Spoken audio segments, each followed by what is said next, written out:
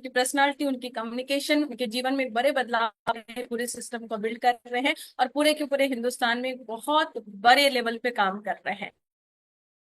और आप सभी का उसमें बहुत बहुत स्वागत करती हूँ। आज से मैं एमरोल्ड के लेवल पे हूँ और लगातार बहुत अच्छी से टीम ग्रोथ हो रही है। तो मैं आप सभी से पूछना चाहती हूँ, आप सभी कहाँ से जुड़े हैं? एक बार अपने स्टेट का नाम लिख सकते हैं फटाफट, कहाँ से जुड़े हुए हैं, ताकि जो हमारे चीफ गेस्ट हैं उनको पता चले कि आज पूरे हिंदुस्तान के लोगों से बातचीत करने का मौका मिल रहा है। और आज की सेशन से कितने सारे लोगों की जिंदगी में बहुत बड़ा बदलाव आने वाला है। राजस्थान, बिहार, जम्मू एंड कश्मीर, हैदराबाद, राजस्थान, झारखंड, बहुत बढ़िया, बहुत शानदार। लगातार आप देख रहे, उत्तराखंड, सब तरीके से, हरियाणा, ये बहुत शानदार, अलवर, राजस्थान, बहुत शानदार। तो बहुत बड़े लेवल पे आज की ये जो मीटिंग है बहुत बड़े लेवल पे जाने वाली है। और आज मैं ज्यादा देर नहीं करते हुए आपके और वो जो खजाना है, वो जो आज का एजुकेशन का खजाना है, वो जो रोड मैप मिलने वाला, और मैं सच में बोलती हूँ आज अगर बैठे हैं तो आप अपने आसपास के डिस्ट्रैक्शन को हटा करके एक डायरी पेन लेके अच्छे से पूरा नोट्स बनाते हुए आज की जूम मीटिंग अगर आप ज्वाइन करेंगे तभी जाके आपको फायदा मिलने वाला है। क्योंकि बातों ही बातों में जब बड़े लीडर्स आते हैं ना, तो बातों ही बातों में बहुत सारी चीजें 20-23 साल की पूरी जो होता है ना एक्सपीरियंस, एक साथ बता के चले जाते हैं। और कई बार हमें समझने में टाइम लग जाता है, कई बार उसको लिखे नहीं तो हमें बाद में समझ में नहीं आता क्या करना है, नहीं करना है, एक्शन कैसे लेना है। तो उसके लिए इंपॉर्टेंट है कि हम सभी लोग उस चीज का नोट्स बनाए और नोट्स बना के बाद में हम उस पर अप्लाई कर पाएंगे, राइट। तो एक बार आप सभी लोग जहां भी, अगर आपने डायरी पेन लेके बैठे हैं तो बहुत अच्छा, और अगर नहीं बैठे हैं तो अपनी डायरी पेन लेके बैठिए। क्योंकि आज का जो पूरा का पूरा सेशन है वो नोट्स बनाने वाला है। और पूरे अगले 3-4-6 महीने और पूरे साल में अगर आपने उसको इम्प्लीमेंट कर लिया तो आप किसी भी लेवल में, आज बिगनर है, स्टार्टर, ओपनर है, किसी भी लेवल में, आज आपका बिजनेस 5,000 भी है ना, तो उस बिजनेस को आप 5 लाख में कन्वर्ट कर सकते हैं। आज वो चीजें समझने को, जानने को, वो चीजें आपको रोड मैप मिलने वाला है। क्योंकि आज का सेशन का नाम ही है रोड मैप टू रॉयल्टी। तो सच में मैं बोल रही हूँ पूरी, मतलब कि मैं बस मोटिवेशन के रूप में नहीं बोल रही हूँ, सच में बोल रही हूँ, जो एक्सपीरियंस उनके पास में है और उन्होंने वो रिजल्ट क्रिएट की है पूरे हिंदुस्तान में, जिनका रिजल्ट है, तो वो रिजल्ट अगर उनकी टीम में काम कर रहा है, हिंदुस्तान की बहुत सारी अलग अलग टीम में काम कर रहा है, तो इस टीम में भी काम करेगा, राइट। तो फटाफट फटाफट डायरी पेन के साथ में बैठ जाए और एक बार चेक कर ले आपकी टीम के लोग आ गए हैं, एक बार फॉलो अप कर ले, सब चीजें कर ले। तो चलिए स्टार्ट करते हैं और ज्यादा देर नहीं करते हुए, हम सभी के मार्गदर्शक, हम सभी को रॉयल्टी टेक्निकल, और जब रॉयल्टी टेक्निकल आएंगे तो कितने सारे बड़े लेवल पे रॉयल टेक्निकल आएंगे और कितने सारे लोगों की जिंदगी में, टीम में इतने बदलाव आएंगे कि बाद में कंपाउंडिंग इफेक्ट आएगा। तो उस बदलाव को लाने के लिए, हमें डायरेक्शन देने के लिए, हमें रोड मैप देने के लिए एक रियल एग्जाम्पल जिन्होंने डायरेक्ट सेलिंग इंडस्ट्री में सेट किया, दूध बेचने से लेके बड़ी बड़ी गाड़ियों तक का सफर, एक आम आदमी से एक राइजिंग कोर्ट तक का सफर है, एक आम आदमी से जहां उनको पता नहीं था कि मेरी जिंदगी का क्या होगा, और वहां से लेके कई जिंदगी को बदलने तक का सफर जिन्होंने तय किया है। और हम लोग लक्की हैं, और मैं पर्सनली बताना चाहूंगी, मैं लक्की हूँ कि जब भी टाइम मांगती हूँ अधिकार से मांगती हूँ और मुझे वो टाइम मिला है। तो आप सभी की जोरदार जोश के साथ में, तालियों के बीच में, एक्साइटमेंट के बीच में, डिजिटल स्क्रीन पे मैं इनवाइट करना चाहती हूँ हम सभी के प्रेरणा स्रोत, हम सभी की जिंदगी में बदलाव लाने वाले आत्माराम अंकल जी का। Please welcome, welcome on this thank way. You, thank you, thank you, thank you. Good evening everybody. जय आसिम। बहुत बहुत धन्यवाद मुझे इतना वार्मली इनवाइट करने के लिए, मधु आपका। और ये जो टीम है इंडिया की सबसे ज़्यादा एनर्जेटिक टीम है। और ये जो टीम है वो बहुत, मतलब क्या है कि आप ये कह सकते हो कि मेरे बिल्कुल दिल के करीब है। क्योंकि मोहन प्रसाद जी के साथ मेरी बहुत अच्छी दोस्ती है। इसके अलावा मधु तो हमारी बच्ची है। तो बच्चों को बड़ा बनाना तो हर पेरेंट्स का फर्ज होता है, और वो फर्ज मैं निभा रहा हूँ। और जब भी आप आदेश करते हो मैं आ जाता हूँ। क्यों आ जाता हूँ? क्योंकि मेरे को लगता है यार ये मेरी ड्यूटी है, और ड्यूटी करने के लिए तो आना पड़ेगा। अगर ड्यूटी के लिए बुलाया जाएगा तो आना पड़ेगा। आज मेरे को जो आपसे बात करनी है, मैं अभी, आप में से बहुत सारे साथी एनिवर्सरी में गए थे, एक बार हाथ खड़ा करके बताएंगे, हैंड राइज करके, कितने साथी एनिवर्सरी में गए थे इस बार आरसीएम की 24वीं वर्षगांठ में? डिजिटल हैंड कर सकते हैं, डिजिटल करें, फिजिकल कर सकते हैं, फिजिकल करें।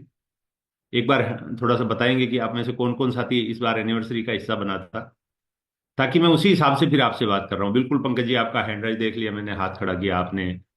और भी बहुत सारे साथियों का, हाँ कैलाश जी का भी देख लिया मैंने। ठीक है, बहुत बढ़िया। तो थोड़ा सा आप हैंड राइज करेंगे जल्दी जल्दी तो मेरे को पता चलेगा। 20, 22, 25, 30 लोग आप में से ऐसे हैं जो इस बार एनिवर्सरी में गए थे। इस बार की एनिवर्सरी में थैंक यू सो मच, शुक्रिया। इस बार की एनिवर्सरी में मैंने एक बहुत बड़ी चीज देखी, जो सपना बहुत सालों से देख रहे थे कि यार एक दिन ऐसा आएगा जब ये स्टेज के ऊपर रॉयल्टियों का मतलब सैलाब आएगा। और 24 साल से हम वो सैलाब देखना चाह रहे थे, और इस साल हमें वो सैलाब की झलक दिखी। और इस एनिवर्सरी के बाद बीसी सर ने एक टारगेट लिया है कि अगले साल मेरे को इंदिरा गांधी इंडोर स्टेडियम को सिर्फ रॉयल्टी चीरों से भरना है।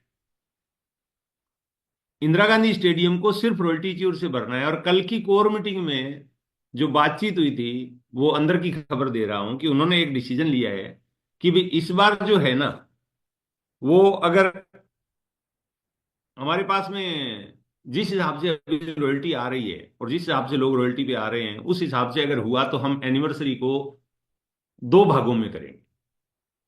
एक भाग करेंगे रॉयल्टी अचीवर के लिए और एक भाग करेंगे आम लोगों के लिए। यानी 2 दिन में एनिवर्सरी को कर सकते हैं कि एक दिन तो सिर्फ रॉयल्टी अचीवर का ही सेलिब्रेशन चले और एक दिन फिर वो बाकी सारी चीजें चले। जब मैं आरसी बिजनेस ज्वाइन किया था, मेरा नाम आत्माराम है, आप में से बहुत सारे लोग जानते भी हैं मेरे को। बाकी आपको अगर ज्यादा जानकारी लेनी होगी तो यूट्यूब पे आपको मेरे नाम से बहुत सारे वीडियो अलग अलग चैनल पे मिल जाएंगे, तो आप कहीं से भी ज्यादा सुन सकते हो। मैं वो मेरी पुरानी बोरिंग कहानी आपको सुना के, ऐसा नहीं है कि मैं आपका समय बर्बाद करूं और आप बोलोगे हाँ यार ये आत्माराम दूध बेचने वाला था, 9वीं पास है, गांव का रहने वाला है, किसान का बेटा है, और वो पूरी कहानी सुना के 1 घंटा टाइम बर्बाद कर दो, ऐसा नहीं करूंगा मैं।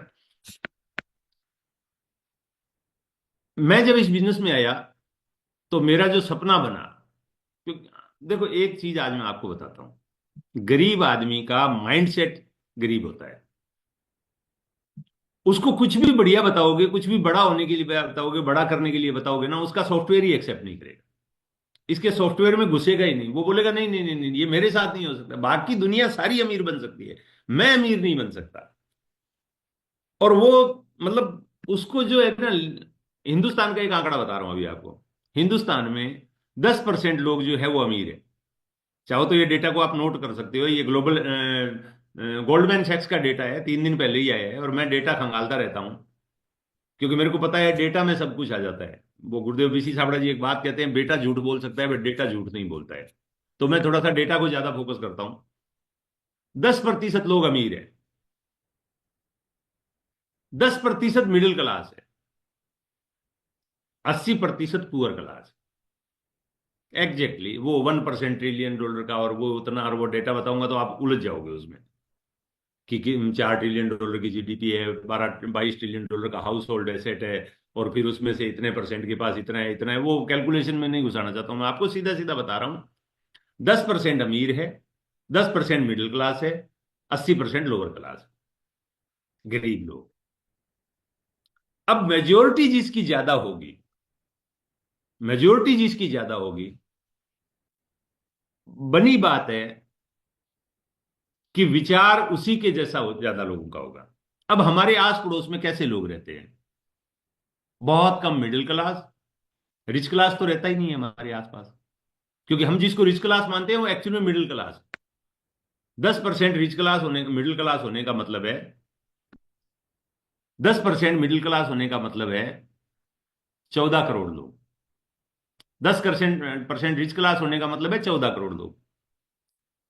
तो 140 करोड़ में से 28 करोड़ गए, तो 112 करोड़ जो है वो तो गरीब है ना। तो हमारे आसपास में, आस पड़ोस में जिनको भी हम देखते हैं, वो 90% तो गरीब होते हैं। 10% जो होते हैं वो मिडिल क्लास होते हैं। 80% गरीब होते हैं, 10% मिडिल क्लास होते हैं, 10% रिच क्लास को हम देखते नहीं है, इसलिए 90% हमारे पास में गरीब लोग होते हैं। 10% जो होते हैं वो मिडिल क्लास होते हैं, जिसको हम अमीर मानते हैं। अब 90% जो गरीब है और उनके बीच में एक आदमी पैदा हुआ है, तो उसका थिंकिंग प्रोसेस क्या रहेगा, इसका थिंकिंग पैटर्न क्या रहेगा? वो वैसा ही सोचेगा जो 90% लोग सोचते हैं। आप में से बहुत सारे जॉब वाले लोग होंगे, चैट में एक जवाब दीजिएगा यार, आपने नौकरी क्यों ज्वाइन की? आप नौकरी में क्यों आए? आप बिजनेस में क्यों नहीं आए? जो लोग नौकरी कर रहे हैं, आप नौकरी में क्यों आए, बिजनेस में क्यों नहीं आए?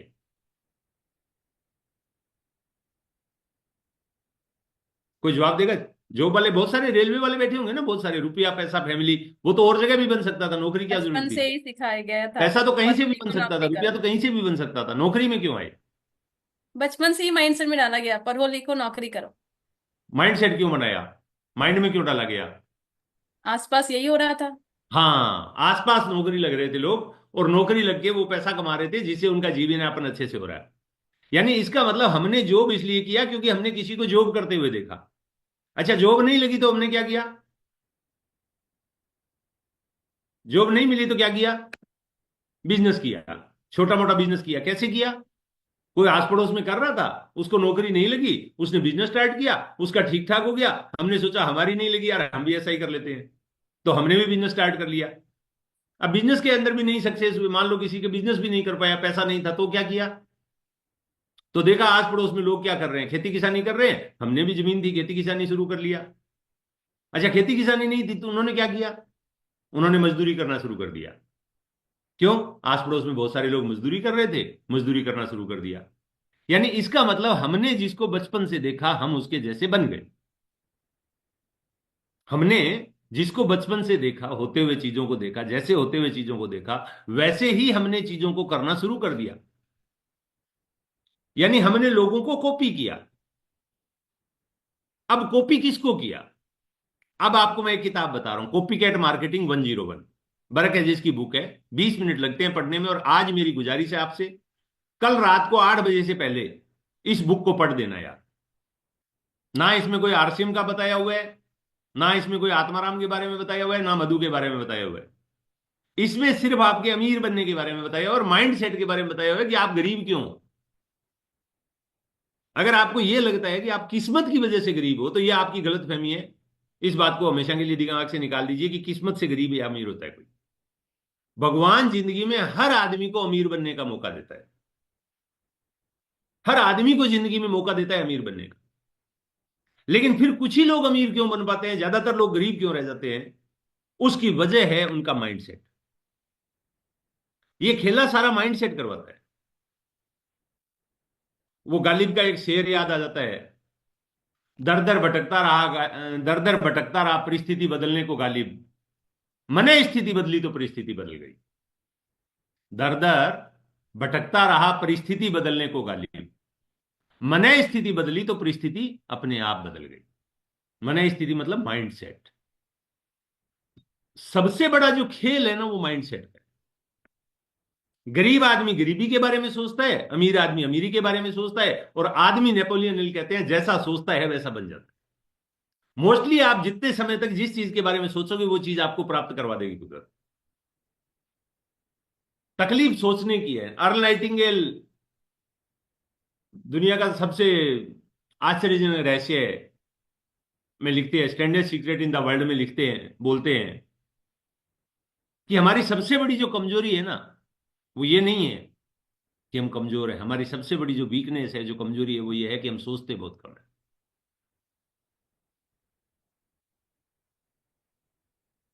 और मजे की बात बताऊं, राज की बात बताऊं, सोचते भी है ना तो गरीबी के बारे में सोचते हैं, छोटा सोचते हैं। तो वो एक कहावत आ जाती है, राजस्थान में बोली जाती है, पता नहीं और कहीं बोलते हैं या नहीं बोलते हैं, करेला और ऊपर से नीम चढ़ा। पहले तो कमबख्त सोचा नहीं, और सोचा तो भी छोटा सोचा। पहले तो सोचा नहीं, और फिर सोचने बैठे तो भी गरीबी के बारे में सोचा, अमीरी के बारे में नहीं सोचा। अब बताओ अमीरी आई कैसे? अमीरी आएगी सोचने से। अब हमने तो पहली बात तो हम सोचते नहीं। अरे दिमाग को ज्यादा जोर मत दो, बड़े बुजुर्गों ने कहा है ज्यादा माथा नहीं लगाना चाहिए। अरे तो क्या करोगे इसको? डब्बी को बंद लाए हो, बंद ले जाके वापस दे दोगे? भगवान ने इसका कौन सा अचार डालना है वहां जाके कि उसको जाके जमा करवाओगे तो वो वापस भेज देगा सिर के, किसी और के सिर पे लगा के, कि किसी के और धड़ पे चेप दो, भैया ठीक ठाक लाया है, इसको वापस पैक कर दो। अरे उसको क्रैश में कर देगा वो। जैसे पानी की बोतल आप जितनी मर्जी अच्छी खाली करके फेंक दो, वो जब फैक्ट्री में वापस जाती है ना, तो उसको वैसे नहीं भरते हैं, उसको रगड़ के पूरा उसका पानी निकाल देते हैं, उसके बाद करते हैं। तो आप उसको तोड़ मरोड़ के फेंको चाहे सही सलामत फेंको, वो यूजेबल नहीं है। वो यूजेबल गलाने के बाद ही दोबारा बनती है। तो इस खोपड़ी को भी उधर नहीं लेके जाना। ये खत्म होते ही इधर घर वाले या तो जमीन में दफना देंगे या जला देंगे, मिट्टी मिट्टी निपटा के सारा नक्की कर देंगे इसको। ये भगवान के पास वापिस नहीं जाने वाली है, तो इसको इस्तेमाल करो ना यार। अब जब इसका हम इस्तेमाल करते हैं तो हम गरीबी के बारे में सोचते हैं, और ऐसा ही मैं सोचता था। क्यों?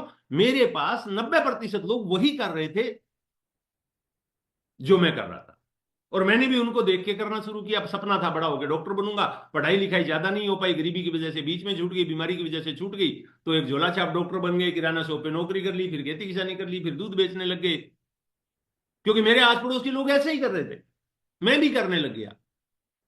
और अचानक एक आदमी ने एक दिन मेरे को बुला लिया और बुला के आरसीएम का प्लान दिखाया और बुला के बोला तुम अमीर बन जाओगे। आपको क्या लगता है ये खोपड़ी एक्सेप्ट करेगी, ये सॉफ्टवेयर एक्सेप्ट करेगा कि मैं अमीर बन जाऊंगा? मैंने कहा साहब मैं अमीर नहीं बन सकता। बोले क्यों नहीं बन सकते? मैंने कहा मेरी किस्मत खराब है। उनका ये किसने बोला आपको? मैं बोला जो गरीब होता है वो किस्मत खराब होती है, बोलने की क्या जरूरत है इसमें तो। लेकिन किसी ने तो बोला था ना, तभी तो मैंने सुना होगा। ऐसा कोई शब्द होता ही नहीं है जो हमने कभी सुना नहीं और बोला हम बोल रहे हैं, मैंने सुना होगा। तो मैंने कहा यार सारे ही बोलते हैं कि भाई तुम गरीब इसलिए हो क्योंकि तुम्हारी किस्मत खराब है। उन्होंने कहा नहीं, आप दुनिया में आज जो कुछ भी हो किसी को कॉपी करके बने। आपने दूध बेचना किससे सीखा? मैंने कहा मेरे दोस्त से। आपने सब्जी बेचना किससे सीखा? मैंने कहा मेरे एक दुकान पे, मैं किराना शॉप पे नौकरी करता था, वहां एक ठेले वाला सब्जी बेचता था, उससे। आपने खेती करना किससे सीखा? मैंने कहा मेरे पिताजी से। आपने झोला छाप डॉक्टरी किससे सीखा? मैंने कहा एक डॉक्टर था झोला छाप, उससे। बोले इसका मतलब आज तक आप जो कुछ सीखे वो बन गए? मैंने कहा हाँ। अमीर बनना किससे सीखा? हम्म, अमीर बनना तो किसी ने नहीं सीखा है। तो बोले इसीलिए अमीर नहीं हो, किस्मत का इसमें क्या रोल है? बोले मेरे को सुई लगानी नहीं आती, आपको लगानी आती है। मैंने कहा यस। बोला मतलब मेरी किस्मत खराब है जो मेरे को सुई लगानी नहीं आती? मैंने कहा नहीं नहीं नहीं सर, किस्मत खराब नहीं है, वो तो आप सीख लोगे तो आप भी लगा दोगे। तो बोले अमीरी भी सीख लोगे तो आप भी बन जाओगे। उस दिन पहली बार एक विचार दिमाग में आया था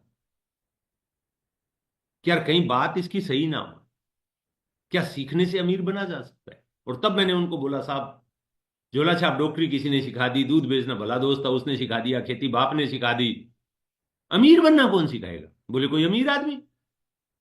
सिंपल सी बात है, जो अमीर है वही सिखाएगा ना। आपको साइकिल चलानी आती है तो ही आप किसी दूसरे को सिखा सकते हो, कार चलानी आती है तो ही सिखा सकते हो। खुद के घर में साइकिल नहीं है, आप बोलो आजा मैं तेरे को कार चलाना सिखाता हूं, और कार का कभी स्टेयरिंग ही ना थामा हो, सिखा सकते हो क्या? मेरे को तैरना नहीं आता, 164 साथी है, कौन हिम्मत करके मेरे साथ तैरने सीख लेगा? तैरने के लिए उतरेगा कोई मैदान में पानी में? मेरे को नहीं तैरना आता है, मैं आपको सिखा सकता हूँ, पानी 12 फीट गहरा है। कोई करेगा हिम्मत जिसको तैरना नहीं आता है? वो कोई नहीं करेगा। तो जो अमीर है नहीं वो आपको अमीर बनना कैसे सिखा सकता है? अब हमारी तकलीफ क्या है, अगर गलती से कोई आके बता दे कि एक कंसेप्ट है, एक तरीका है जिससे तुम अमीर बन सकते हो, हम सलाह मांगने उसके पास जाते हैं जो पहले से गरीब है। ये मैंने सबसे पहले किया, प्लान दिखाया, समझा, सब कुछ हुआ, थोड़ा विश्वास हुआ कि एक अमीर आदमी है बीसी छाबड़ा जी, वो आरसीएम बिजनेस चलाते हैं, और वो आरसीएम बिजनेस में मैं कैसे कामयाब हूं वो सिखाएंगे, और वो अमीर बने आरसीएम बिजनेस से, मैं भी अमीर बन जाऊंगा। समझ के तो ये गया था, गांव जाते ही 3 दोस्तों से पूछ लिया भाई ऐसे ऐसे बिजनेस है, तुम भी आ जाओ अमीर बन जाएंगे। उन्होंने कहा अच्छा। मैंने कहा हाँ। तो बोले यार फिर वो भिलवाड़ा के अंदर 700 किलोमीटर दूर से यहाँ आएगा तुझे अमीर बनाने, भिलवाड़ा में अमीर क्यों नहीं बना दिया लोगों को? अब ये दिमाग फिर घूम गया। बात तो सही है यार, भिलवाड़ा में इतने सारे लोग हैं, वो गरीब है, अगर छाबड़ा जी को अमीर बनाने हैं, तो भिलवाड़ा वालों को बनाते, अपने को काय को बनाने आया रे? भिलवाड़ा वाले सारे गरीब अमीर बन गए क्या? ये एक बार भी नहीं सोचा कि वो अमीर उसको बना सकते हैं जो बनना चाहता है, ना कि उसको बनाएंगे जो धक्के से, मतलब किसी को भी पकड़ा और बोला आजा मैं तेरे को अमीर बनाऊं। और 6 महीने तक वो 3 दोस्तों की बात सुन के बैठ गया, जैसे आप में से भी बहुत सारे लोग बैठ जाते हैं।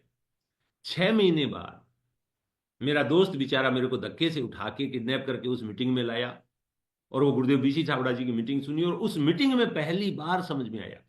बीसी सर ने कहा संगत भक्तों की करोगे तो भक्त बन जाओगे, संगत बाबा की करोगे तो बाबा बन जाओगे, संगत डॉक्टर की करोगे तो डॉक्टर बन जाओगे, संगत वकीलों की करोगे तो वकील बन जाओगे, संगत नेताओं की करोगे तो नेता बन जाओगे, संगत अभिनेताओं की करोगे तो अभिनेता बन जाओगे, और संगत एक सफल आदमी की करोगे तो सफल बन जाओगे।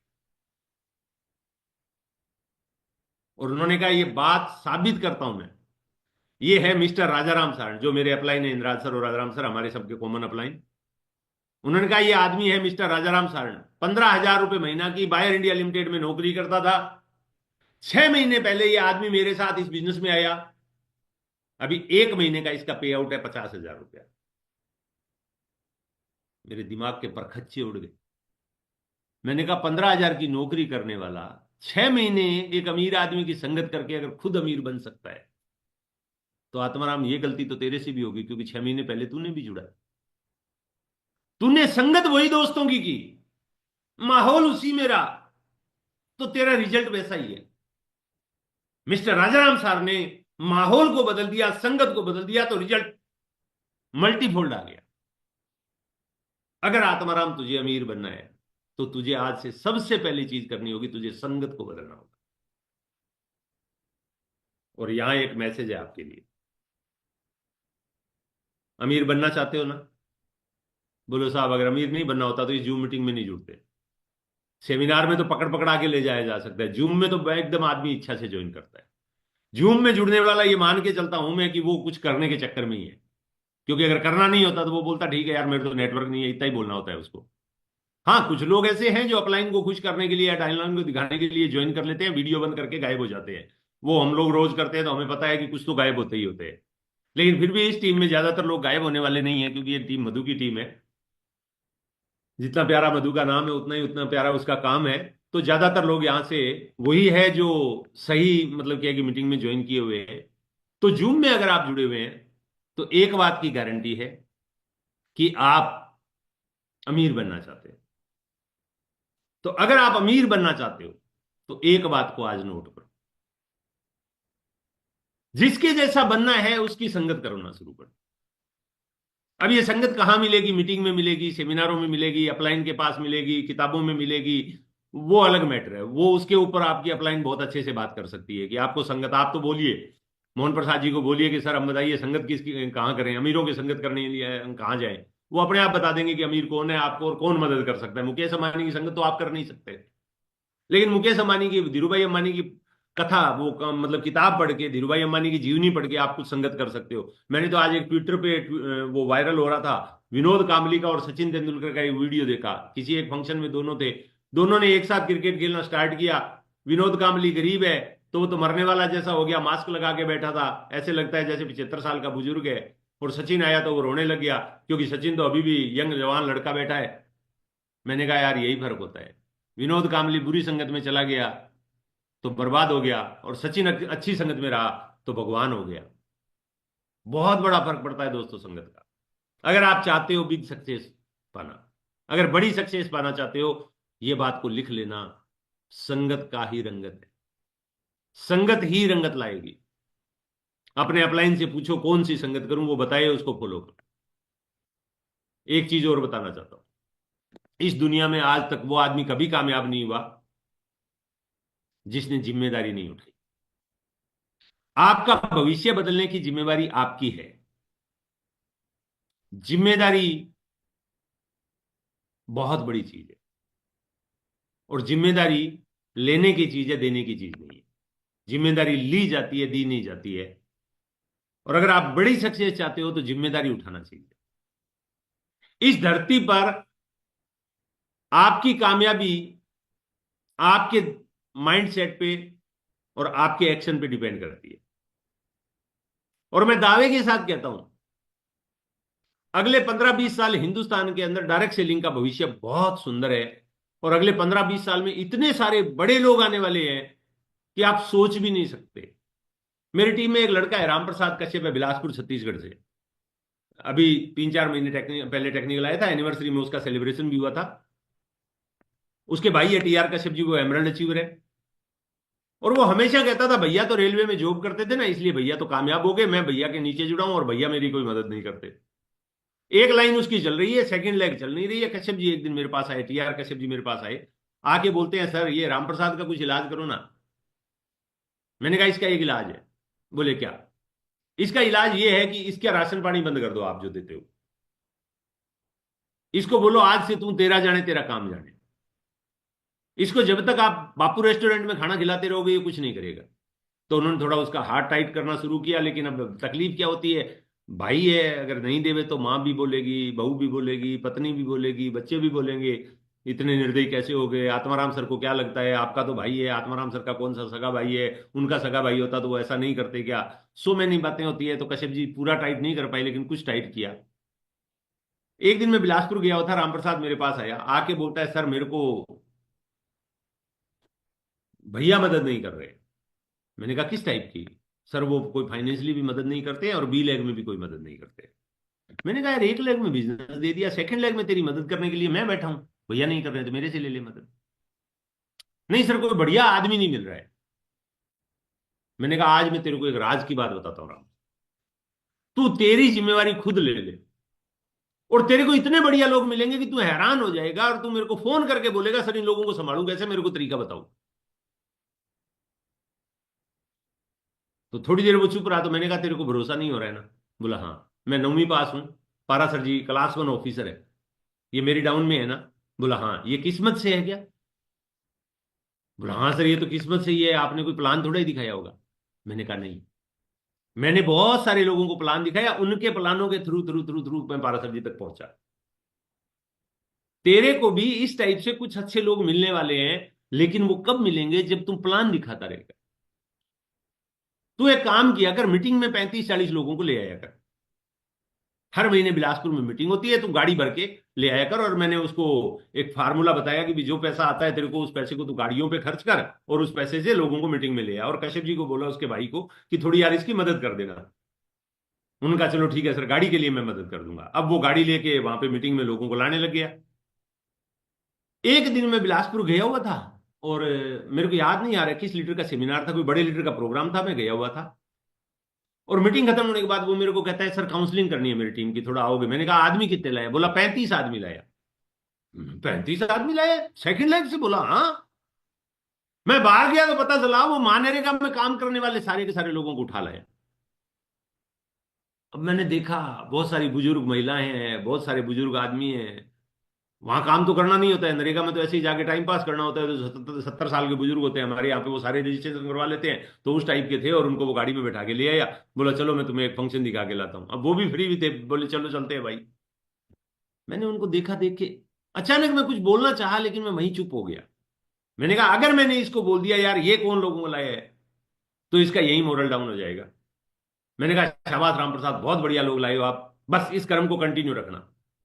आप बिलीव नहीं करोगे, वो जो भीड़ ला रहा था ना, और मैं हमेशा एक शब्द बोलता हूं, मैं मेरे ही शब्दों पे कई बार डाउट कर लेता हूं, क्वांटिटी में क्वालिटी निकलती है। मेरे फेवरेट शब्द है, focus on quantity not quality. Because quantity पे फोकस करोगे, क्वालिटी अपने आप आ जाएगी। और मैंने हमेशा क्वांटिटी पे फोकस किया है। लेकिन वो जब इतने सारे लोगों को देखा, तो मैं वो अंदर सेमिनार में सूट बूट टाई वाले देखो, और बाहर जाके धोती कुर्ता वाले देखो, तो थोड़ा सा आदमी का चाहे वो कितना भी एक्सपीरियंस होल्डर हो, माथा खराब हो ही जाता है। तो मेरा थोड़ा सा वो माथा खराब हुआ, लेकिन मैं रोक गया, अपने आप को कंट्रोल कर गया कि यार मेरा शब्द है क्वांटिटी, तो मैं क्वालिटी की बात इससे करूं तो ये गलत हो जाएगा। और अचानक उसमें एक सिद्धार्थ जी भुवनेश्वर सिद्धार्थ जी एक आदमी आया, जो पिछले महीने रॉयल्टी आए अभी नवंबर महीने में, भुवनेश्वर सिद्धार्थ जी रॉयल्टी आए रामप्रसाद की सेकंड लेग में। भुवनेश्वर सिद्धार्थ जी ज्वाइन किए। आप बिलीव नहीं करोगे, भुवनेश्वर सिद्धार्थ जी ने अंबिकापुर के एसडीएम को ज्वाइन करवाया। उसके बाद में उन्होंने एक और गेजेटेड ऑफिसर है उनको शक्ति में ज्वाइन करवाया। उनकी बेटी एक डॉक्टर है और दूसरी साइंटिस्ट है। जैसे मधु पीएचडी कर रही है, वैसे वो पीएचडी करके साइंटिस्ट में जा रही है अभी। उसके बाद में एक और ज्वाइन करवाया उन्होंने, जो वो है कलेक्टर का दामाद है, मतलब कलेक्टर का दामाद है, जज है, सॉरी जज है, उनकी एक बेटी जज है। इस तरह करके उसने कई ऐसी ज्वाइनिंग करवाई है जो बहुत रेपुटेटेड पोस्ट पे बैठे लोग हैं। अब यहां आपके लिए दो मैसेज है। एक तो ये है कि आलू चालू रामप्रसाद के लिए ये आरसीएम नहीं है, 9वीं पास दूध वाले आत्माराम के लिए भी नहीं है। कलेक्टर, एसडीएम, डॉक्टर और जज अगर ज्वाइन कर रहे हैं, तो आरसीएम के अंदर बहुत बड़े बड़े लोग आना शुरू हो गए हैं। एक तो इस बात को समझिए। दूसरा, रामप्रसाद ने मेरे को बताया सर ये लोग ज्वाइन हुए, तो मेरे को हंसी आ गई। उसने कहा सर आपको हंसी कैसे आई। मैंने कहा यार 2-3 साल पहले तू मेरे साथ बैठा था होटल के रूम में, और तब तू कह रहा था सर मेरे को भरोसा नहीं, मेरे साथ ऐसा कभी होगा क्या। मेरे को अब डर लग रहा है। तू 12वीं पास नीचे से ऊपर नंबर देखने वाला लिस्ट में, कि पास हुआ हूं कि फेल में रह गया। ऊपर से नीचे सारी दुनिया देखती है, वो नीचे से ऊपर देखता था। वो कहता है नीचे से 3 4 5 में नाम आ गया तो मैं देखता था आगे, नहीं तो मैं चला जाता था, क्योंकि मेरे को पता होता था मैं फेल हो गया। तू ऐसा आदमी जो स्कूल में बाई ग्रेस पास हुआ, अब तू एक जज को जाके बोलेगा आओ मैं बताऊं पैसे कैसे बनते हैं। तू एसडीएम को जाके बोलेगा, कलेक्टर को जाके बोलेगा, डॉक्टर को जाके बोलेगा, पीएचडी वाले को जाके बोलेगा। तू सोच यार, ये जिंदगी में तेरे कभी और हो सकता था कि आरसीएम के बिना। 85,000 रुपए का चेक है अभी उस लड़के का, आप बिलीव नहीं करोगे, 85,000 का चेक है। डॉक्टर, वकील, आईपीएस, आरएएस जैसे लोग उसकी डाउनलाइन में ज्वाइन कर रहे हैं। और उनका ऊपर अपलाइन सुपर अपलाइन नाम आत्माराम, 9वीं पास। अरे वाह, क्या बात है यार। आरसीएम सोचने से ही सब कुछ होता है। नहीं तो ऐसे आदमी के घर के तो आगे चपड़ासी बनने का भी मौका नहीं होता है। चपरासी ना रखे अपने को, तो पोछा लगाने वाला भी ना रखे। वो केपी राव होता था मेरा एक दोस्त बंबई में। वो एक दिन हम लोग क्या है, फिल्म इंडस्ट्री में किसी के घर चले गए, कोई एक अब देखो डायरेक्ट सेलिंग इंडस्ट्री में पता नहीं क्या क्या आपके साथ साथ होने वाला है। हमने किसी को प्लान दिखाया, उसने कहा सर एक मैडम है उसको प्लान दिखाने चलना है। चलो भाई चलेंगे। वो 2008 की बात है शायद, पार्ट 1 की। तो हम लोग उस मैडम के घर प्लान दिखाने गए, तो पता चला परेल में रहती है वो मैडम। अब हम तो परेल चले गए, वो केपी राव बॉम्बे में रेलवे में थे, वो जानते थे। परेल चले गए, वहां जाके फोन किया तो मैडम ने बताया कि आप यहाँ से टैक्सी ले लीजिए और इस फलानी लोकेशन पे आ जाइए। तो टैक्सी वाले को वो लोकेशन बताई, टैक्सी वाला तो ले गया बम्बई में, तो 1 मिनट में ले जाता है। जैसे ही टैक्सी वाले ने ले जाके वो फ्लैट के सामने खड़ी की ना टैक्सी, तो मेरा साथी केपी राव रेलवे में इंजीनियर बोलता है साहब, मेरे को तो ये मैडम अगर अपने गेट कीपर रख लेना तो भी मेरा ये जीवन धन्य हो जाएगा। मैंने कहा राव चुप रहे यार, तू इंजीनियर आदमी। बोला साहब छोड़ो, आपको पता है ये फ्लैट कितने करोड़ का है। अब मेरे को उस समय 2008 में ज्यादा नॉलेज नहीं था। मैंने कहा कितने करोड़ का होगा, होगा कोई 10 12 करोड़ का।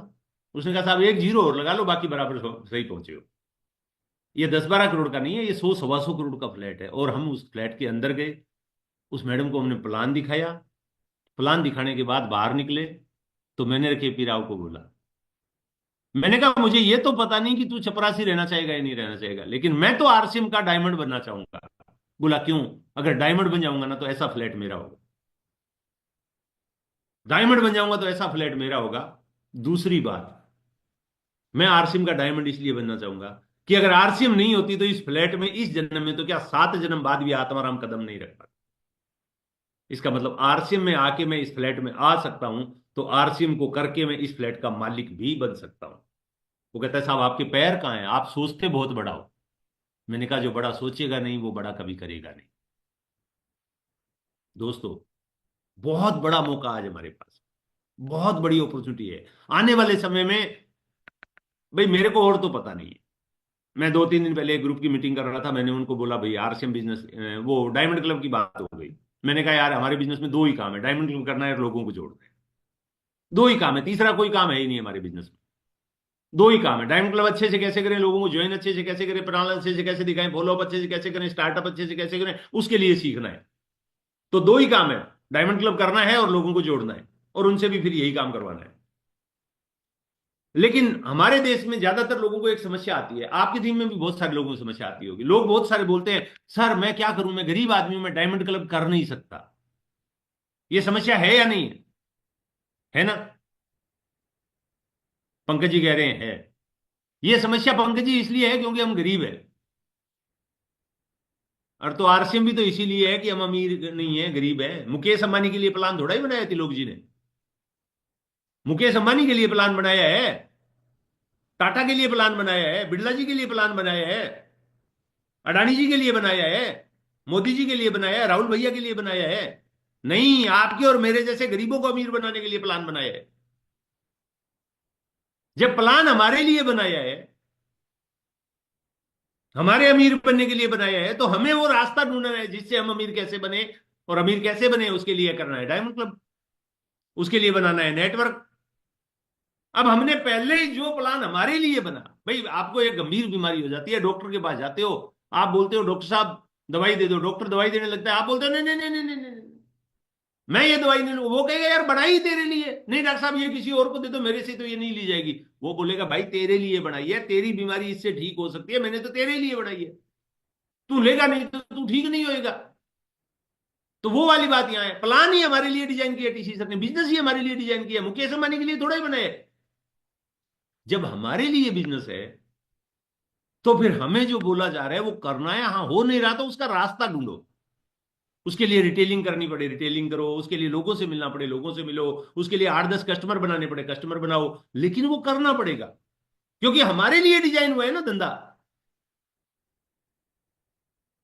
अब जब धंधा हमारे लिए डिजाइन हुआ है और उस धंधे में जो लोग सफल हुए हैं उन्होंने वो किया है, और अगर वही हम करें तो हम सफल हो जाएंगे या नहीं हो जाएंगे। मैंने बीसी सर की उस बात को माना कि संगत अमीरों की करोगे तो अमीर बन जाओगे, और उसी दिन, मैं सच बता रहा हूं आपको, राजाराम जी ने मेरे को एक दिन हाथ पकड़ के घर से निकाला था कि जाता रहे यार, खून पिया कर, खून मत पिया कर। मैं अगले दिन फिर चला गया। आप होते तो शायद नहीं जाते दोबारा। मैं दोबारा फिर चला गया। इंदिरा सर कई बार मेरे को कहते थे यार आपको कोई काम नहीं है क्या, मैं बोला ना, बीसी सर ने बोला हुआ है अमीर बनना है तो संगत अमीरों की करो। मेरे को आरसी बिजनेस में सक्सेस होना है, मैं आपको सक्सेस मानता हूं तो मैं तो आपके पास आऊंगा। बीसी सर तो भिलवाड़ा रहते हैं, भिलवाड़ा तो जा नहीं सकता। वो बता के इंदिराज जी राजाराम जी अमीर है तो मैं तो इंदिराज जी राजाराम जी को ना छोड़ू। और मैं हमेशा उनके पास जाता और एक ही सवाल पूछता, ये जो चेक आपको आ रहा है ये मेरे को कैसे आ सकता है, ये जो रॉयल्टी आपको आ रही है ये मेरे को कैसे आ सकती है, ये टेक्निकल आपको आ रहा है ये मेरे को कैसे आ सकता है। और जब भी मैं उनसे पूछता वो मेरे को बताते कि ऐसे ऐसे करोगे तो ऐसे ऐसे हो जाएगा। दोस्तों एक सवाल पूछना चाहता हूं, चैट में जवाब दीजिएगा। देखो मेरा 2 वे कम्युनिकेशन रहता है, 1 वे कम्युनिकेशन नहीं करता हूं। एक सवाल पूछ रहा हूं, जवाब दीजिएगा। एक पहाड़ की चोटी है, उस पे एक पगडंडी बनी हुई है, और उस पगडंडी से चल के 100 लोग पहाड़ की चोटी पे पहुंच गए। आप खड़े हो नीचे। पहाड़ की चोटी पे खड़े हुए 100 लोगों ने बोला हम आपको 1-1 करोड़ रुपया दे देंगे, क्योंकि हम 100 के 100 लोग करोड़पति हैं, हम आपको 1-1 करोड़ रुपया दे देंगे, आप पहाड़ की चोटी पे आ जाओ। आप क्या करोगे?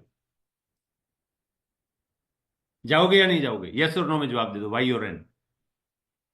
पहाड़ की चोटी पे जाओगे या नहीं जाओगे? यस जाओगे। कैसे जाओगे? पगडंडी से जाओगे या नया रास्ता बनाओगे? पगडंडी के लिए पी लगा दो, नए रास्ते के लिए एन लगा दो। पगडंडी से जाओगे या नया रास्ता बनाओगे? पगडंडी। एन तो किसी ने नहीं लिखा। पगडंडी। आपको पता है उस पगडंडी से जाएंगे जिससे 100 लोग गए तो आप भी पहुंच जाओगे। आरसीएम बिजनेस अब तक 1,000 लोगों को करोड़पति बना चुका है। ध्यान से सुनिएगा मेरी बात को। आरसीएम बिजनेस अब तक 1,000 से ज्यादा लोगों को करोड़पति बना चुका है। इसका मतलब वो 1,000 लोगों ने जो किया, वो अगर हिंदुस्तान के 100 करोड़ लोग अगर करने लग जाए तो वो करोड़पति बन जाएंगे या नहीं बन जाएंगे? हाँ या ना में जवाब दीजिए।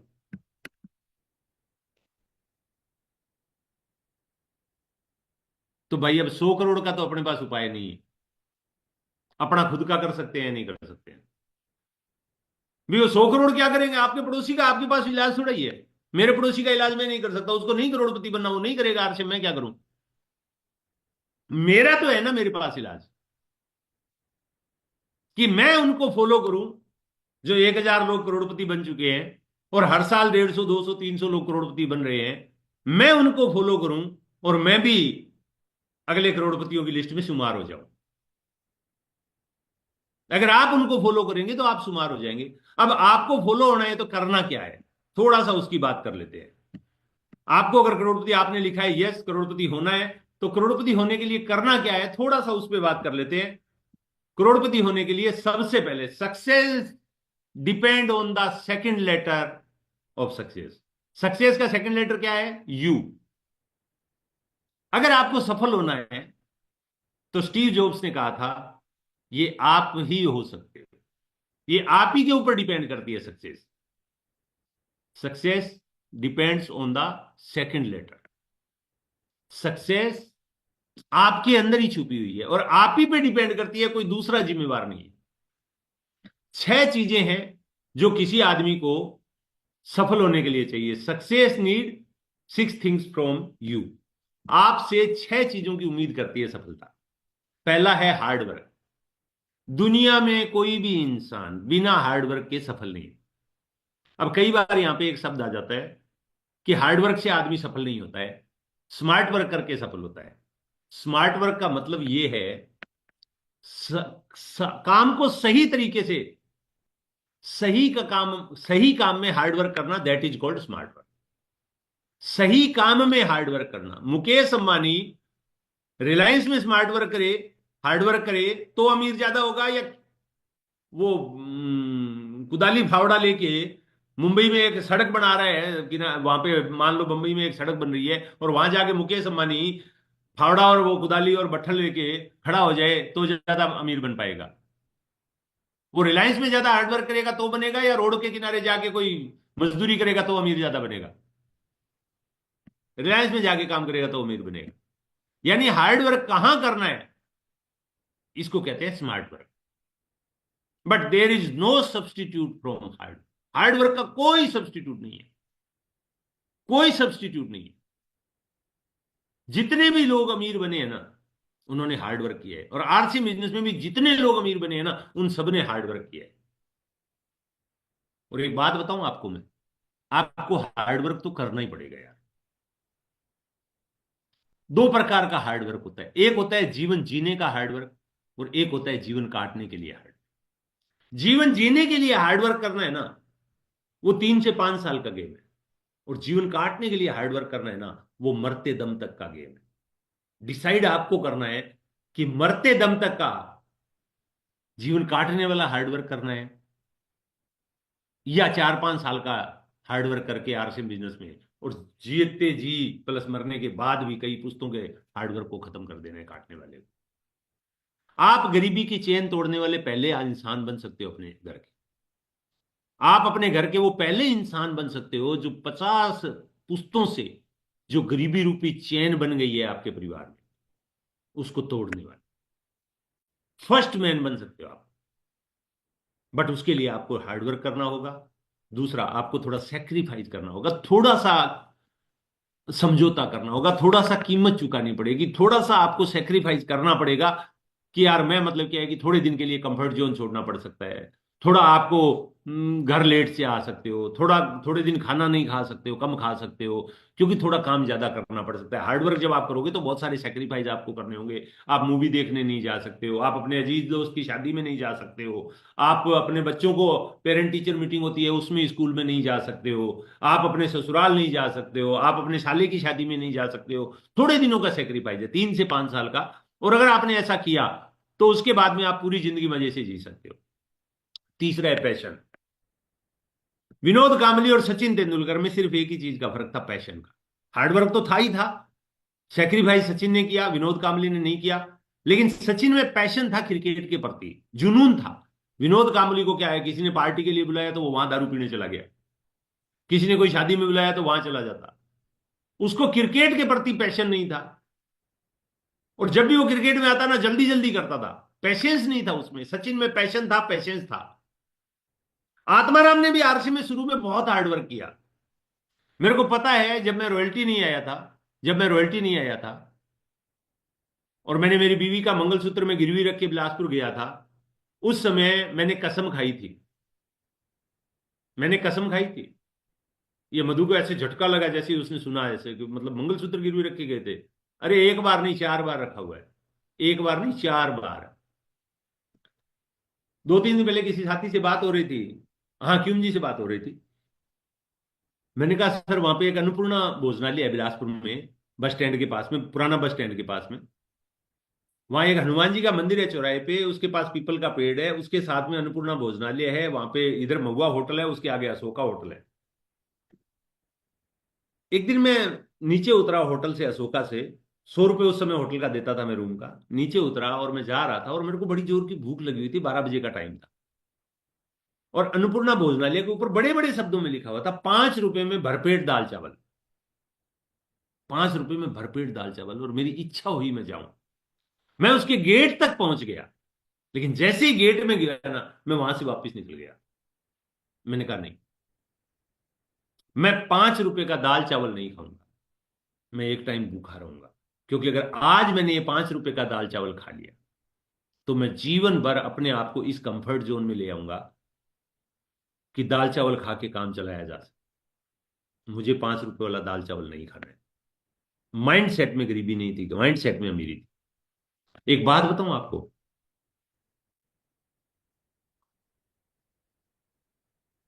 कंफर्ट जोन गरीबों का सबसे बड़ा गहना है।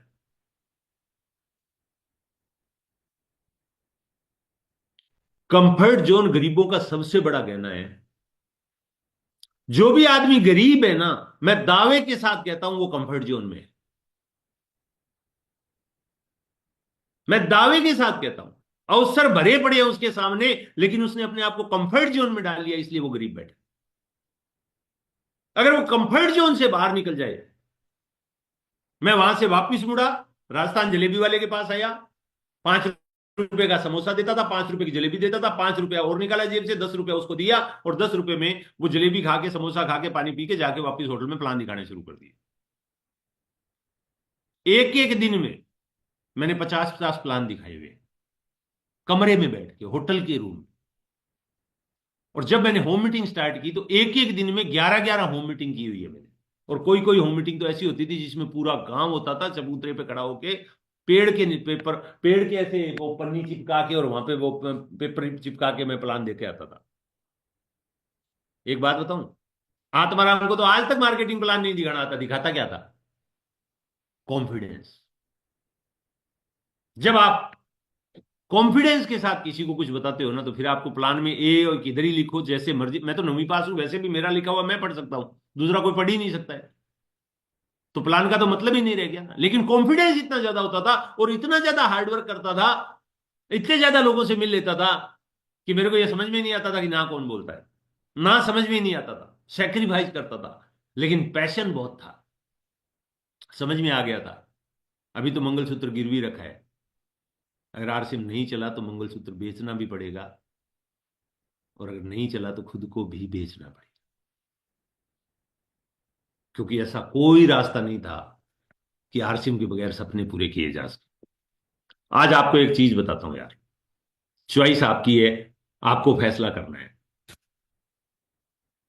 या तो सपनों को आग लगा दो, या बहानों को आग लगा दो, दो में से एक चीज आज आपके पास रहने वाली है।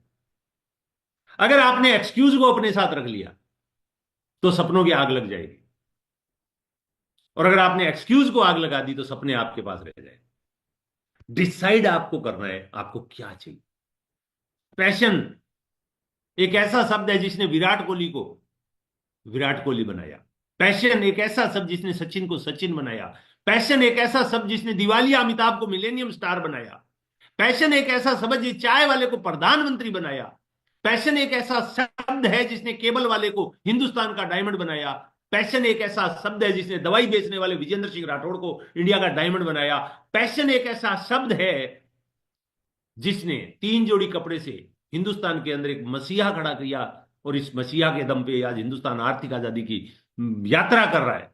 पैशन एक ऐसा शब्द है जिसने कपड़े के व्यापारी को हिंदुस्तान का सबसे बड़ा नेशनल नहीं international leader mister BC Chhabra बनाया।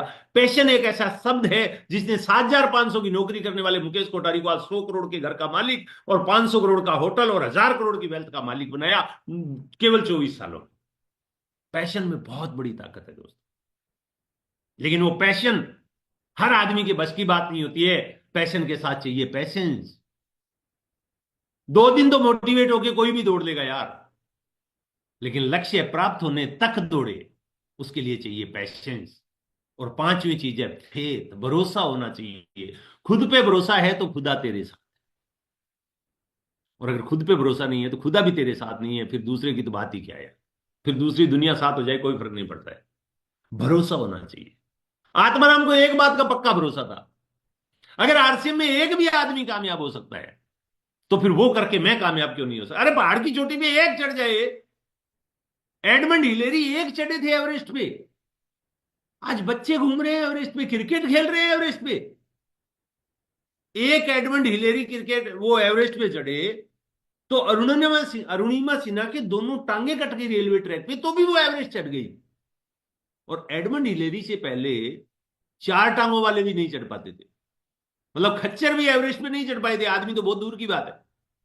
4 टांग वाले एवरेस्ट पे नहीं चढ़ पाए थे, लेकिन एडमंड हिलेरी फर्स्ट अटेम्प्ट में फेल हुए, सेकंड अटेम्प्ट में चढ़े, आज एवरेस्ट को ऐसे बना दिया जैसे किसी टीले पे चढ़ के नीचे आ रहे हैं। ये कैसे हुआ? कैसे हुआ? एक आदमी को भरोसा हुआ, वो एक आदमी चढ़ा, पूरी दुनिया चढ़ गई। आरसीएम में भी।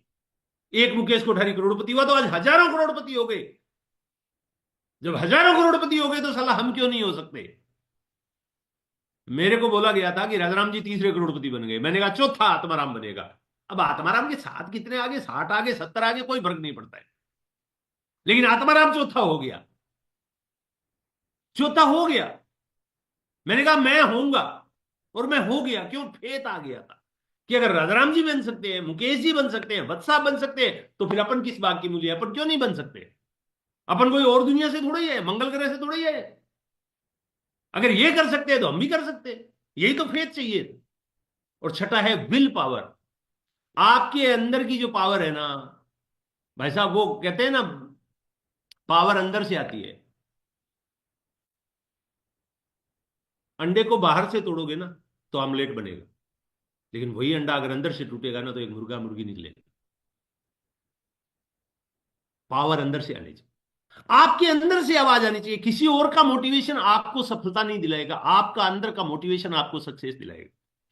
इस साल एनिवर्सरी में, और का तो मुझे पता नहीं है, बीसी सर का टारगेट तो 25,000 का है, लेकिन मैं आपको दावे के साथ कहता हूं, कम से कम सोचोगे ना तो भी ये लिख लेना यार, 10,000 रॉयल्टियां इस साल आ रही है। कितनी रॉयल्टी आ रही है? 10,000। अब मेरे को एक बात बताओ, 10,000 लोग इस साल रॉयल्टी आएंगे, इस जूम में बैठे हुए 172 नहीं आ सकते क्या? कुछ तो है, वो जो है वो अगली पिन पे जा सकते हैं, और जो नहीं है वो रॉयल्टी आ सकते हैं। नहीं आ सकते क्या? आ सकते हैं। अगर उनमें ये 6 गुण होना तो वो आ सकते हैं। अगर वो हार्डवर्क करे, अगर सेक्रीफाइस करे, पैशन हो, पेशेंस हो, फेथ हो, विल पावर हो, तो वो आ सकते हैं। लेकिन इस मीटिंग के बाद आप क्या सोचोगे? बस मैं सुबह निकलूंगा प्लान दिखाने के लिए, कुछ लोगों से मिलूंगा और मेरी रॉयल्टी डन। परसेप्शन ऐसे ही होता है। मैं निकलूंगा, मैं निकला गड्डी लेके, एक रास्ते पे, एक सड़क पे एक मोड़ आया तो गड्डी उथे छोड़ आया।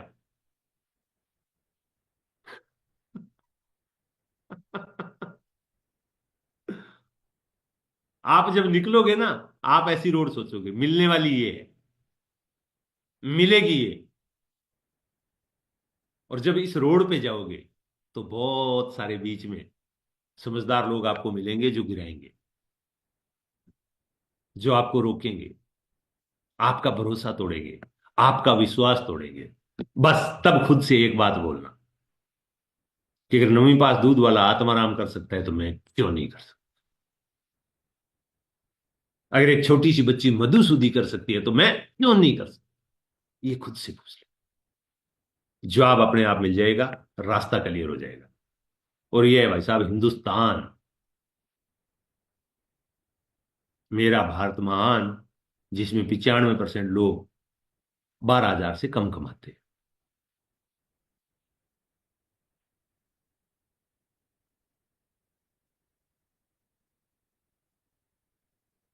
प्रेम चोपड़ा का एक डायलॉग है एक फिल्म का, मेरे को बोलना ना पड़े, ये अमाउंट से क्या कर लोगे? अब आप बोलोगे नहीं नहीं नहीं, ये तो पहले वालों की है, हमारी तो किस्मत बदल जाएगी ना अभी, हम तो अभी अमीर बन जाएंगे ना। क्यों? बोला भारत तीसरी अर्थव्यवस्था बन चुका है दुनिया के, तीसरी सबसे बड़ी इकोनॉमी बन चुका है, थोड़े दिनों में दूसरी बन जाएगा, फिर पहली बन जाएगा, कागजों में बना लो। भारत के अंदर तो हो रहा है, लेकिन टॉप 50% जो है ना आपकी जीडीपी का, टोटल 50% तो ऊपर वाले 5% ही लेके बैठे हुए हैं। $4 ट्रिलियन में से $2 ट्रिलियन तो ऊपर वालों का है, और उस 2 ट्रिलियन में से 1 ट्रिलियन तो ऊपर के 10 लोगों का ही है। नीचे का जो बॉटम लाइन है ना, वहां कुछ नहीं है, जीरो बट्टे सन्नाटा है। और उस जीरो बट्टे सन्नाटा के अंदर 81 करोड़ लोगों को भारत सरकार फ्री राशन देती है। अगले साल वो 90-95 होने वाले हैं। जिस देश में 81 करोड़ लोग गरीबी के वाले राशन पे पलते हों, फ्री के राशन पे पलते हों, क्या सोचोगे आप उसके बारे में?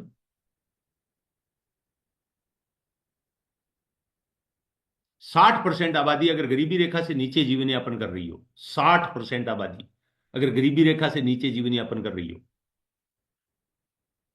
आप अवसरों की बात करोगे? और ऊपर से एआई आ रही हो, जो सारा काम रोबोटिक का हो रहा हो। जब सारा काम रोबोटिक हो रहा हो, जब ऑटोमेशन में सारा काम रोबोटिक हो गया हो, जब दूसरी जगह अरे सीमेंट का प्लस्तर करता है ना मिस्त्री, वो भी चाइना ने एक बना दिया। और आज तो मैंने ट्विटर पे एक और देखा था, आपके घर में जोमेटो और स्विगी के जो डिब्बे पहुंचाने आते हैं ना लड़के, 4 साल और कर लो जोमेटो स्विगी की नौकरी, उसके बाद में जोमेटो स्विगी वाला आपको नहीं रखेगा।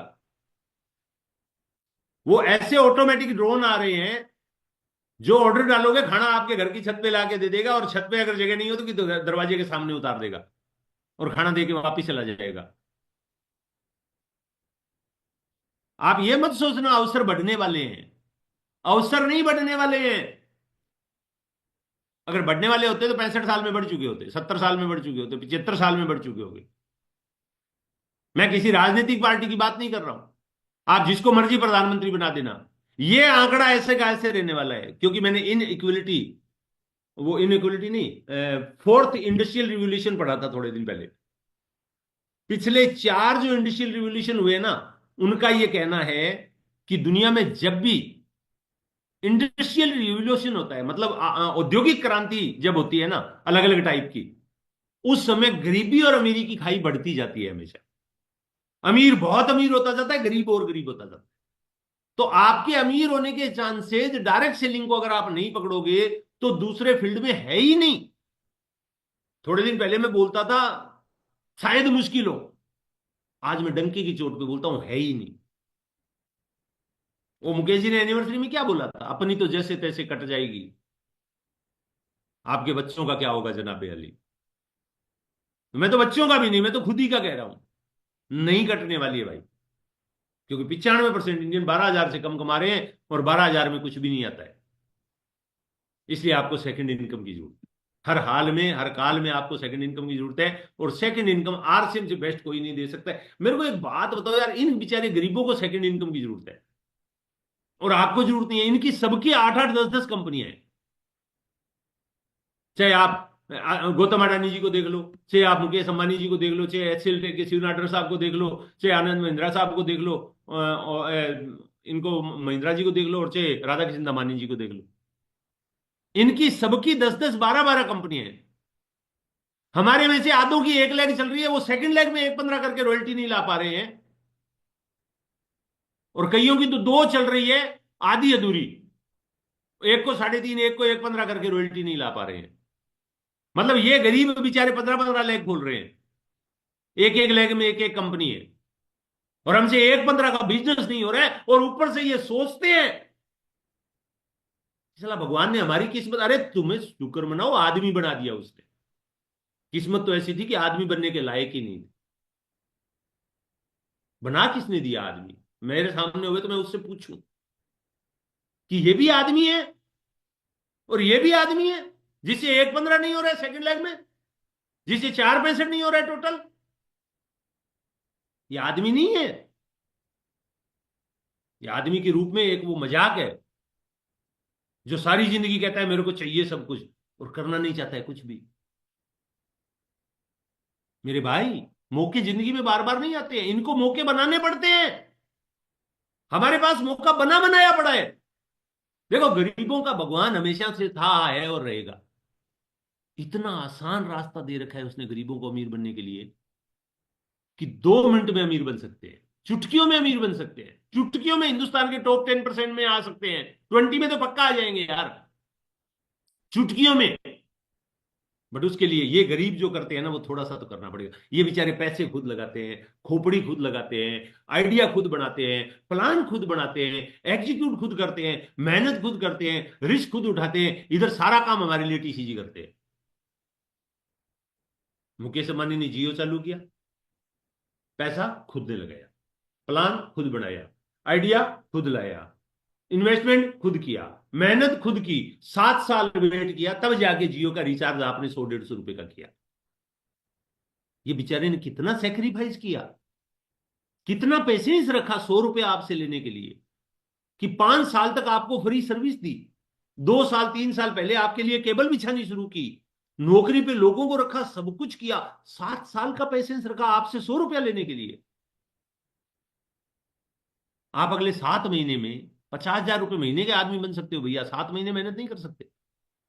चाहो ना तो इसी महीने ठोक सकते हो, चाहो तो इसी महीने कर सकते हो, लेकिन करना वही पड़ेगा जो इन्होंने किया, क्योंकि नहीं तो कुदरत इनके साथ इंसाफ नहीं करेगी, अन्याय हो जाएगा। नेटवर्क इन्होंने बनाया, नेटवर्क हमें बनाना होगा। बट हमारे वाले नेटवर्क में अपलाइन है, इनके साथ तो अपलाइन नहीं होती है, इनकी तो टांग खींचने वाली अपलाइन होती है। मुकेश अंबानी कुछ करेगा तो दूसरा कोई आगे घुसट जाएगा उसमें, उसके धंधे में भी टांग खींचेगा। हमारे वाले में तो सब आपके साथ है, अपलाइन आपके साथ है, क्रॉस लाइन आपके साथ है, डाउन लाइन आपके साथ है, कंपनी आप, अरे सारी दुनिया आपके साथ है। तकलीफ ये है कि आप अपने साथ नहीं है तो दुनिया क्या करेगी? जब आप खुद अपने साथ नहीं होंगे तो दुनिया क्या करेगी? Choose your best career. सबसे बेस्ट कैरियर है आरसिम, मेरे को तो इससे बेस्ट कुछ लगा नहीं, मेरे को तो इससे बेस्ट कुछ लगा नहीं। क्या करना है? यही आपको ज्वाइन करना है, ये ग्रोथ है आरसीएम की, स्किल इट किल इट, और ये 6 काम है जो रोज करने होते हैं। ये मधु आपको बहुत अच्छे से बताती रहती है, और ये 6 कामों को बेसिक है, 6 बेसिक। लिस्ट बनाना है, प्रोस्पेक्टिंग करना है, नए लोगों को ज्वाइन करवाना है, और ये 6 चीजों को रोज करो। मेरी गारंटी है 3 महीने में रॉयल्टी लेके काम को खत्म कर दो। नेवर गिव अप, हार नहीं मानना यार। 3 के 6 लग जाए तो भी कोई फर्क नहीं पड़ेगा। बी फास्ट और बी लास्ट। ये सवाल मैंने मेरे से पूछा है कई बार, बी फास्ट और बी लास्ट, और मैं हमेशा फास्ट में बिलीव करता हूं, क्योंकि जिंदगी मौका बार बार नहीं देती। हमें मौका एक ही मिला है, इसमें कुछ भी कर सकते हैं। किससे सलाह लो? मैंने मेरे पड़ोसियों से सलाह ली थी, 6 महीने लेट हूं इसलिए राइजिंग कोर में बैठा हूं। अगर सलाह अपलाइन से ली होती तो कोर में बैठा हूं। आप ये गलती मत करना जो मैंने की है। सलाह दोस्तों से, रिश्तेदारों से, पड़ोसियों से मत लेना। सलाह उससे लेना जो एक सफल आदमी है, जो इस बिजनेस में सफल हुआ है। आपका फैसला है, आपको क्या करना है, फैसला आप ही को लेना है। बीमार होने के बाद आप डॉक्टर की सलाह लेते हो, आम आदमी की नहीं लेते हो। यहां भी अगर आपके बिजनेस में कुछ गड़बड़ हो तो एक सफल अपलाइन से बात करिएगा। डू और do not, there is no try. बहुत सारे साथी आज ट्राई करने वाले हैं, चलो कोशिश करके देखता हूं रॉयल्टी आती है क्या। नहीं करना, हाथ जोड़ के विनती है, करना ही मत। डू, या तो करना है या नहीं करना है। ये ट्राई मत करना यार, क्योंकि ट्राई करके कुछ नहीं होता है। और एक बहुत अच्छी लाइन जो मधु को बिल्कुल पसंद नहीं आएगी, और इसको पढ़ के ही मधु ही सुनाएगी। हिंदी ट्रांसलेट। मैं 9वीं पास हूं, अंग्रेजी नहीं आती, आप ही के लिए लाया हूं special. School was the longest. Oh, शुरू से पढ़ते हैं. Excellent words by an old man. School was the longest vacation I ever had in my lifetime. Then life happened, and I never got a vacation again. Seriously.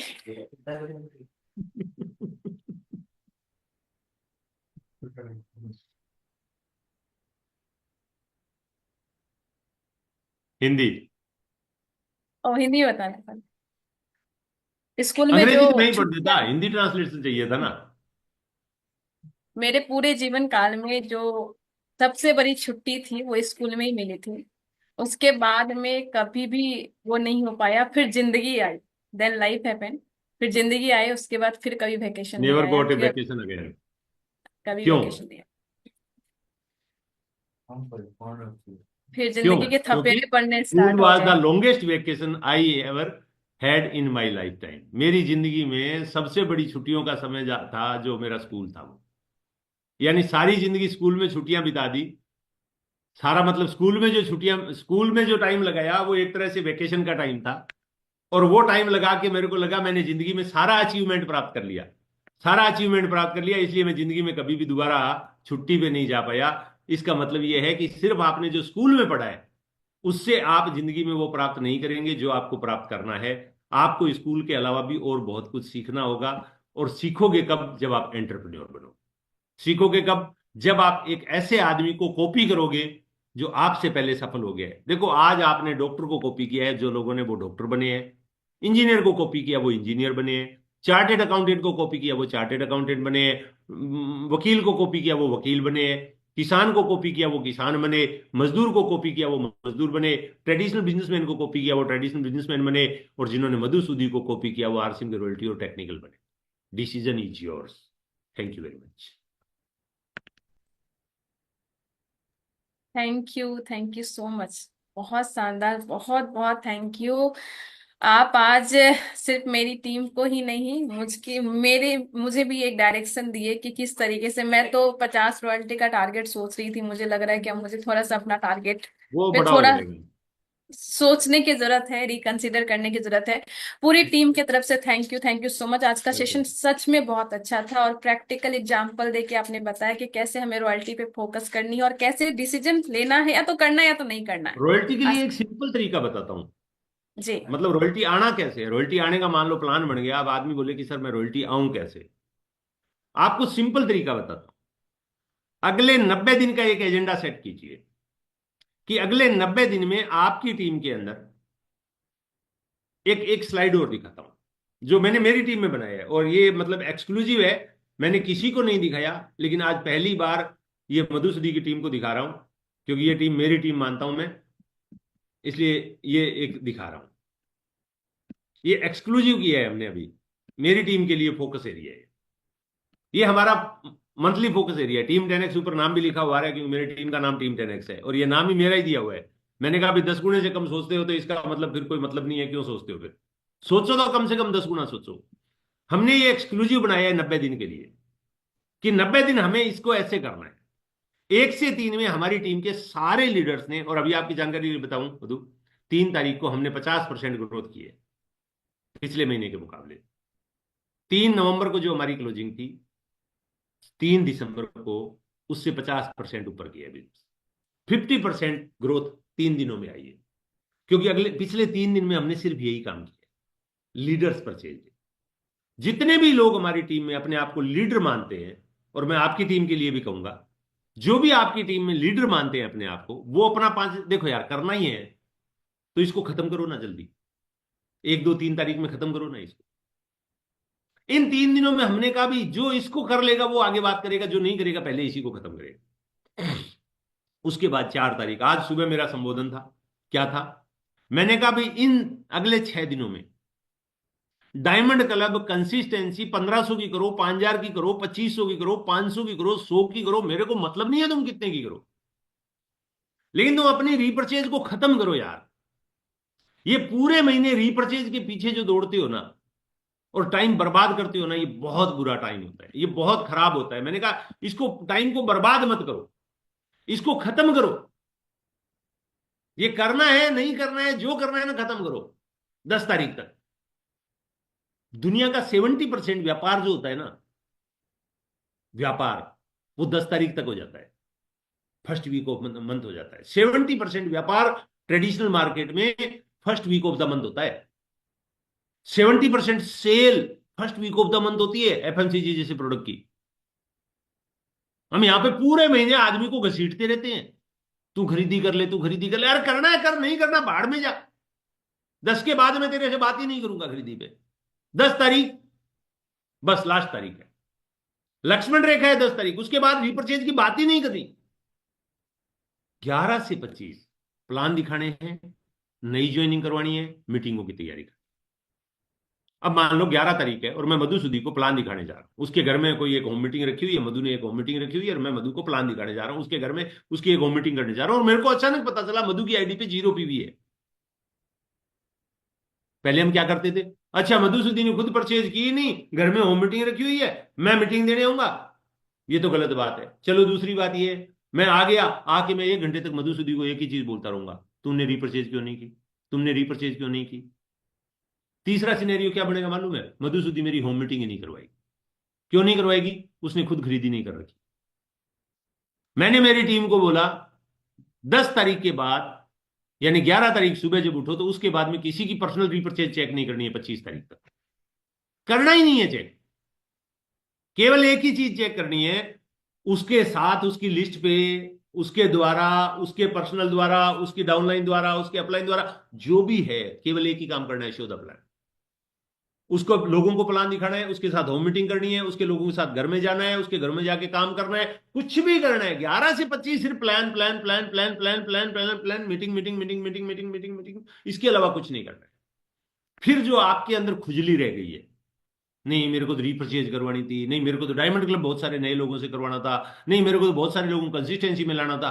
तो वो 26 से लेके 30 31 तक, जो भी महीने का लास्ट दिन होता है, तब तक आप कर लो। और उसके अंदर आपकी क्लोजिंग भी आ जाएगी, ग्रोथ भी आ जाएगी, आपके जो बच्चे कुछ रीपरचेज है वो भी आ जाएंगे, जो टारगेट चूक रहे हैं वो भी आ जाएंगे, वो सारा कुछ आ जाएगा। अगर आपने मंथ को 4 टुकड़ों में डिवाइड कर लिया, 1 से 3 लीडर परचेज डे, 4 से 10 consistency and diamond club, thank you Naeem साहब, 4 से 10 डायमंड क्लब कंसिस्टेंसी कंसिस्टेंसी मतलब सारी खरीदारी खत्म, 11 से 25 plan plan plan plan plan plan plan, उसके अंदर कुछ भी है शोधा प्लान के अलावा दूसरी बात नहीं होनी चाहिए।